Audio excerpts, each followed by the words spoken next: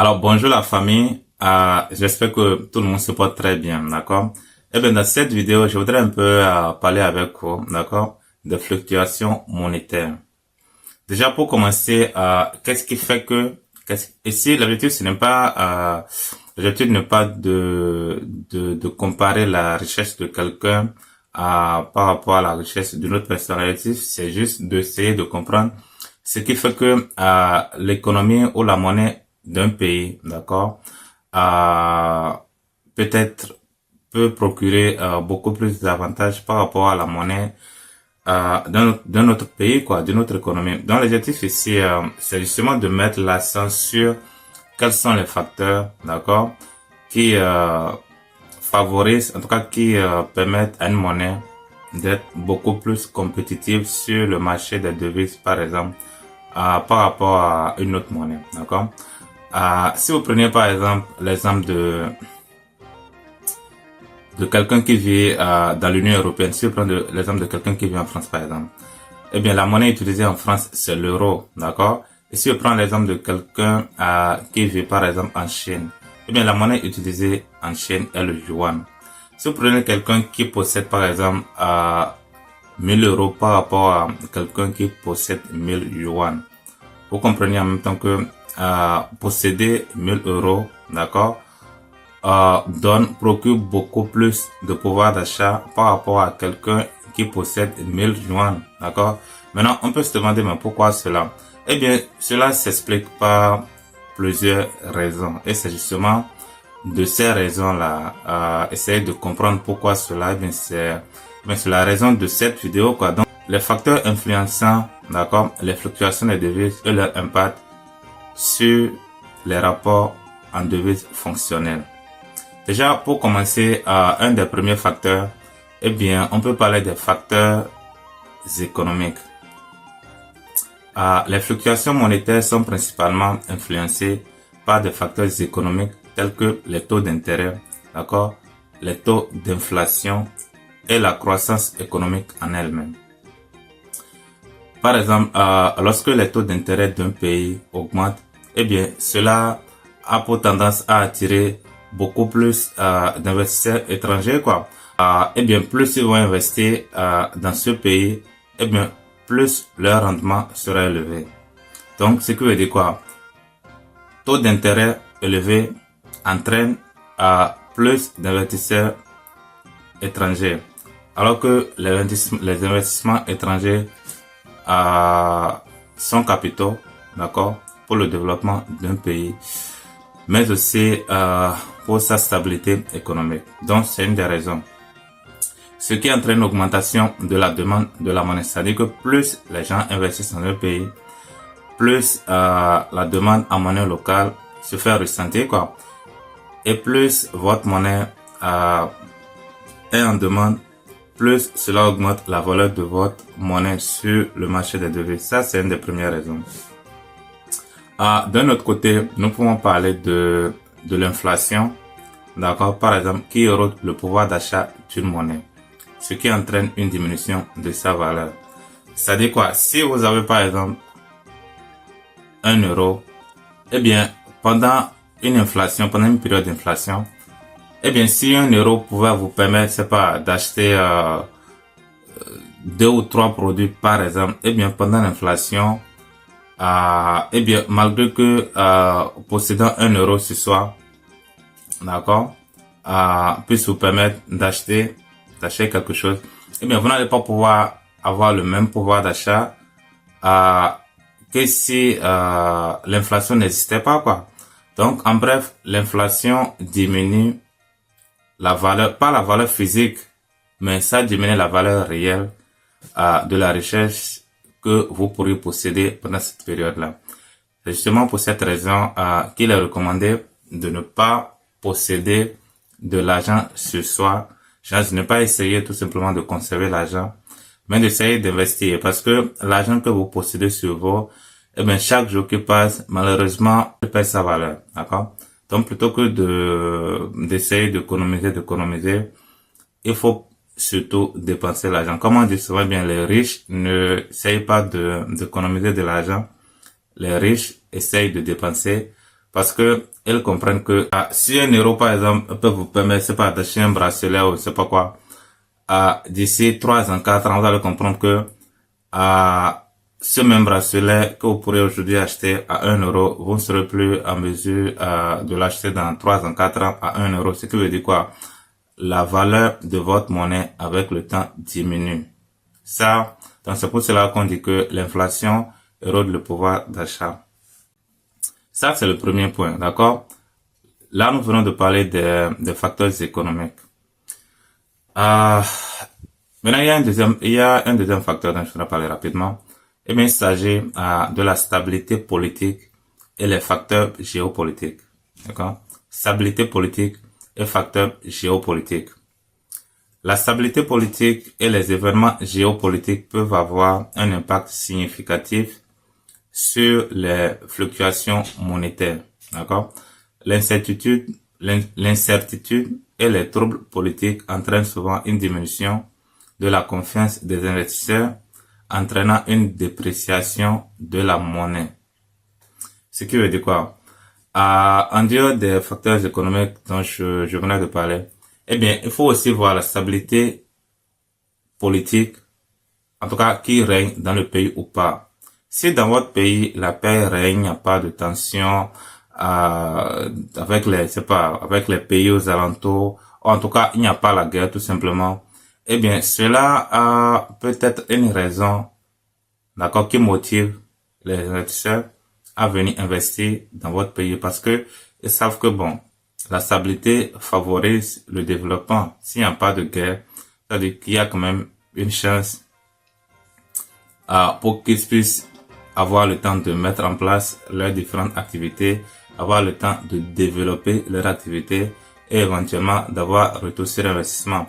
Alors que contrairement à la paix, eh bien en temps de guerre, il est presque impossible de développer quoi que ce soit, quoi, au risque de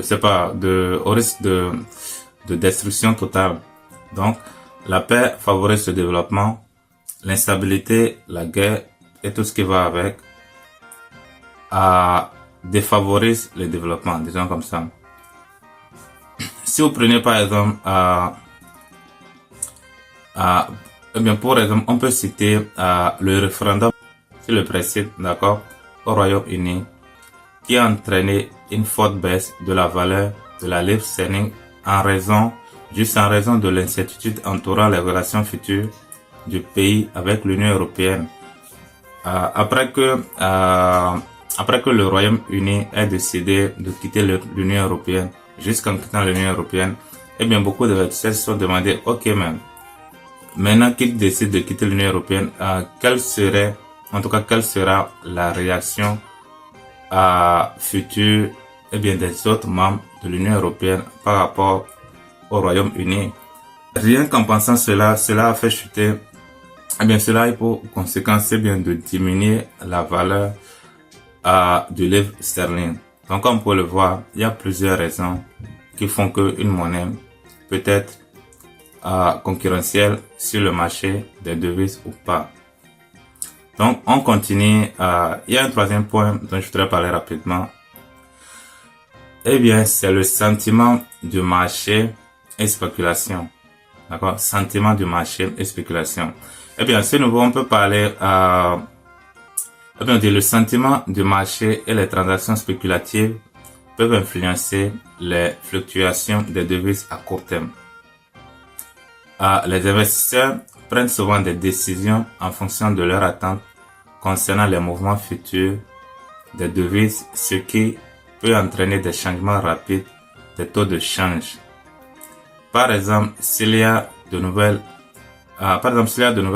positives concernant l'économie d'un pays, comme des données solides sur l'emploi ou une augmentation des dépenses de consommation, d'accord, cela peut créer un sentiment positif sur le marché et conduire à un renforcement de la monnaie. C'est-à-dire, plus l'État crée de l'emploi, d'accord, plus la consommation augmente, directement, cela aura l'impact sur la monnaie du pays, ce qui fera que eh bien, la monnaie d'un pays donné pourrait devenir beaucoup plus concurrente sur le marché des devises. À l'inverse des nouvelles positives, eh bien, des nouvelles négatives ou le pessimisme des investisseurs peuvent affaiblir une devise. C'est-à-dire, les investisseurs qui viennent investir dans un pays, à partir du moment où ils commencent pas à avoir des doutes sur la stabilité d'un pays, d'accord, ou sur ce qui pourrait advenir dans quelques années, dans quelques mois, et ça, eh bien, malheureusement, s'ils sont pessimistes, eh bien, cela pourrait avoir des conséquences négatives sur la monnaie d'un pays donné. Eh bien, il y a un quatrième point que je voudrais aborder rapidement. Il s'agit de la politique monétaire et action des banques centrales. Les décisions de politique monétaire et les mesures prises par les banques centrales peuvent avoir un impact significatif sur les fluctuations monétaires. Les banques centrales utilisent divers outils tels que les modifications des taux d'intérêt et l'assouplissement quantitatif pour gérer leur économie et stabiliser leur monnaie. Lorsqu'une banque centrale augmente les taux d'intérêt, elle attire souvent les investissements étrangers et renforce la monnaie. D'accord, si je prends l'exemple de la Russie, par exemple, eh bien, depuis que l'opération spéciale a été lancée ici en Russie, malheureusement, beaucoup d'investisseurs, beaucoup de sociétés étrangères ont quitté le pays. D'accord, à tort ou à raison, en tout cas, beaucoup ont quitté. Et pour beaucoup, même sous contrainte, elles ont été obligées carrément de quitter le pays, quoi. Et cela, malheureusement, a eu, un mauvais impact sur l'économie du pays, notamment sur, la capacité de la monnaie russe, qui est le rouble, à être concurrentielle sur la devise, quoi, sur la devise monétaire. Une des raisons qui font que eh bien, l'économie d'un pays peut chuter, eh bien, lorsqu'il y a l'instabilité. Forcément, vous voyez ce qui se passe actuellement avec, entre la Russie et l'Ukraine, ce qui a entraîné, une chute de leur économie, qui malheureusement a eu un impact négatif, sur la monnaie et l'économie russe en général. Donc, c'est une des raisons, quoi. Eh bien, on continue. Lorsqu'une banque centrale augmente les taux d'intérêt, elle attire souvent les investisseurs étrangers et renforce la monnaie. D'accord? À l'inverse, une baisse des taux d'intérêt peut stimuler l'activité économique, mais peut conduire à une dépréciation de la monnaie. D'accord? Les actions et déclarations des responsables de la banque centrale, d'accord, sont étroitement surveillées par les acteurs du marché pour obtenir des indices sur les futures décisions de politique monétaire et peut provoquer des fluctuations monétaires également. Donc, comme pour le voir, malheureusement, il y a plusieurs raisons, d'accord? Il y a plusieurs éléments qui peuvent influencer l'économie d'un pays, d'accord? Qui peuvent influencer sur la capacité de l'économie d'un pays à être concurrentielle, d'accord, sur le marché mondial. Mais la bonne nouvelle, c'est que cela n'est pas irréversible.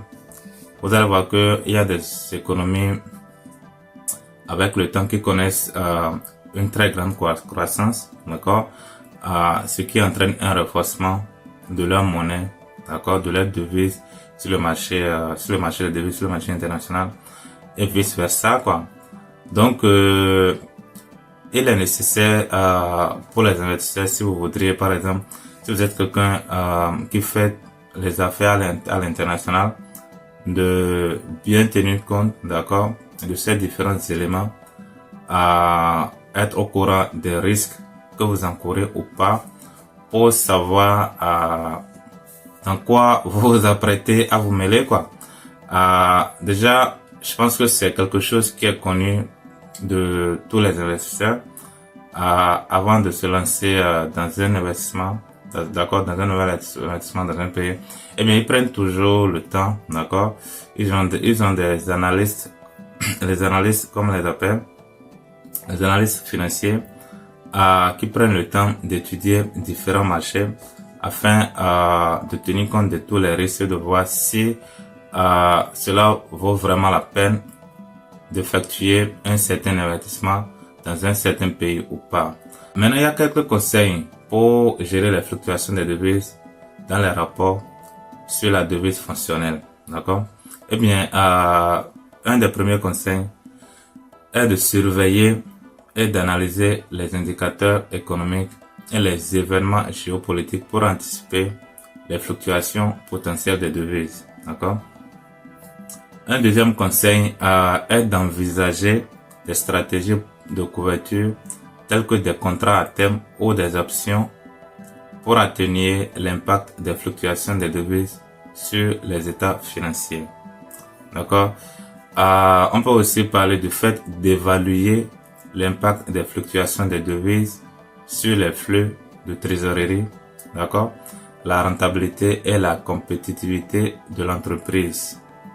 Et pour finir, il y a le fait de maintenir une communication régulière avec les parties prenantes, y compris les investisseurs, pour fournir des mises à jour sur les risques de change et leur impact potentiel sur la performance financière.